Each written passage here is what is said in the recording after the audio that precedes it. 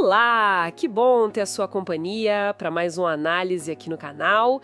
Hoje o papo é sobre WebAssembly, ou WASM, como o pessoal chama. O que é essa tecnologia, afinal? Parece que promete revolucionar a performance na web e não só na web.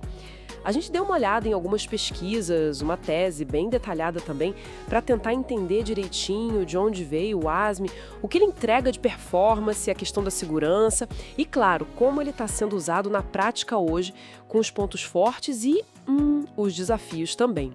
Olha, antes da gente começar, aquele lembrete rápido, curte, se inscreve e ativa o sininho, tá? Para não perder nada. Pra gente sacar o WASM, vale olhar um pouquinho para trás, né? Lembra do ActiveX, Java Applets? Tiveram seus problemas, principalmente de segurança. Exato.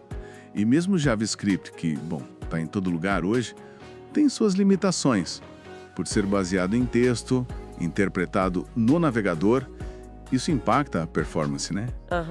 Então, o WebAssembly entra aí, ele é um formato binário, portátil, foi pensado desde o início para ser rápido, eficiente e, muito importante, seguro. Seguro. Ele não vem para acabar com o JavaScript, é bom frisar isso. A ideia é trabalhar junto, sabe? O WASM roda numa sandbox, um ambiente isolado. Interessante. E não é só para navegador, né? Vi que ele está sendo usado em servidores também. Sim.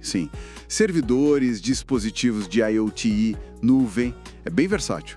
Tá, mas vamos falar da grande promessa. A velocidade, performance quase nativa, é isso mesmo? Olha, essa é a meta, né? Teve um estudo lá de 2018 do Araújo que fez um teste legal com o processamento de imagem. Comparou o código C nativo, o WebAssembly e o wasm.js, que era uma otimização do JavaScript antes do WASM. E aí, quais foram os resultados? Bom, como era de se esperar, o código nativo foi o mais rápido, não tem jeito. Certo. Mas o WASM foi bem mais rápido que o wasm.js. Isso mostrou que ele podia sim viabilizar tarefas mais pesadas direto no navegador. Mas ainda ficava atrás do nativo, imagino? Naquele teste específico, sim. O WASM ficou tipo 1.5 a 2 vezes mais lento que o nativo. Mas olha, isso foi em 2018, tá? Ah, importante lembrar. Muita coisa evoluiu. Os motores WASM melhoraram bastante. Essa diferença pode ter diminuído, embora o nativo geralmente ainda seja o limite. E varia entre navegadores também, Firefox, Chromium. Entendi.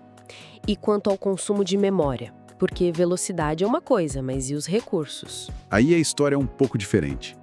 Aplicações WASM podem sim consumir mais memória que JavaScript, especialmente se tiverem muitos dados para manipular. Por quê? O WASM geralmente trabalha com um bloco grande de memória, a chamada memória linear, que o próprio código tem que gerenciar.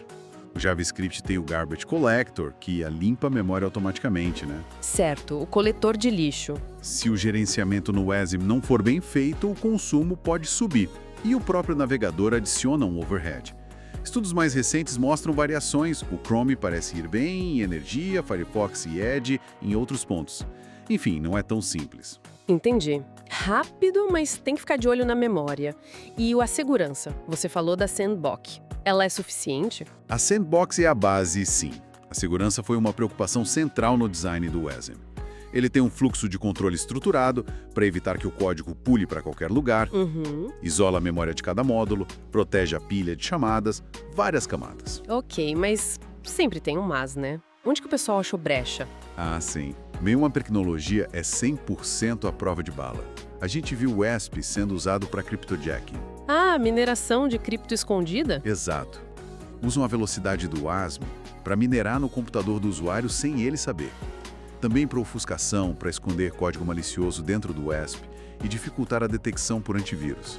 Complicado. E claro, vulnerabilidades que já existiam em linguagens como C ou C++, se você compila esse código para WASP, a vulnerabilidade pode ir junto.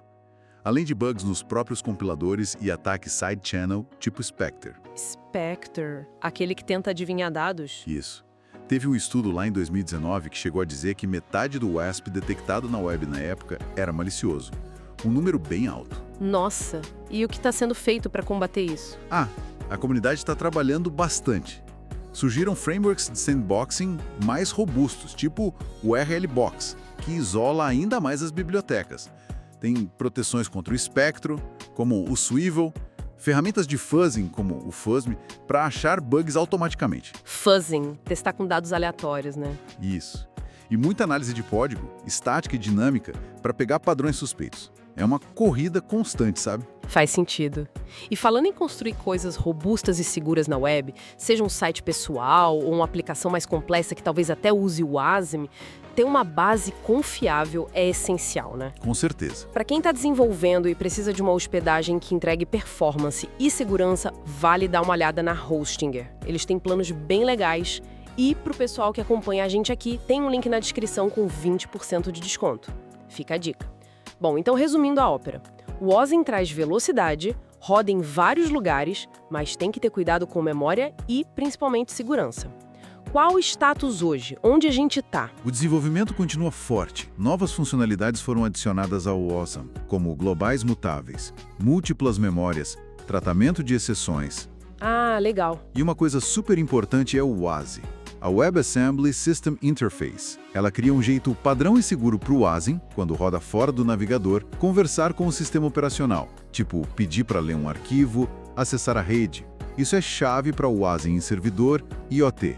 Entendi. Para ele poder interagir com o mundo fora da sandbox do navegador, mas de forma controlada. Exatamente. E olhando para o futuro, os desafios de pesquisa continuam. Melhorar a segurança da memória ainda é um foco grande. Outra coisa é ter dados mais atuais sobre o uso real do WASM. Muitos levantamentos já estão meio antigos e garantir a segurança da cadeia toda, desde escrever o código até ele rodar. Certo. Então, no fim das contas, o que isso tudo significa para quem desenvolve ou usa a web? Olha, significa que o WebASM é uma ferramenta poderosa, sem dúvida. Está mudando o jogo no desenvolvimento web e fora dele. Ele oferece velocidade, portabilidade, mas não é bala de prata. Exige conhecimento para usar bem, para gerenciar os recursos e para ficar atento à segurança. E pensando nisso, fica uma reflexão, né? Com essa capacidade do WASM de rodar código bem complexo direto no navegador ou em outros dispositivos... Pois é, que tipos de aplicações totalmente novas, que antes a gente nem imaginava na web, podem surgir? Sei lá, editores de vídeo super avançados, jogos 3D mais pesados, simulações científicas rodando direto no browser. Ou pelo outro lado. Pelo outro lado, como que os desafios de segurança vão evoluir conforme mais e mais sistemas, talvez até sistemas críticos, comecem a usar o WASM.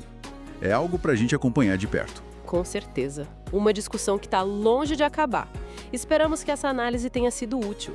Se gostou, não esquece do like, de se inscrever no canal. Valeu, pessoal! Muito obrigada pela audiência e até a próxima!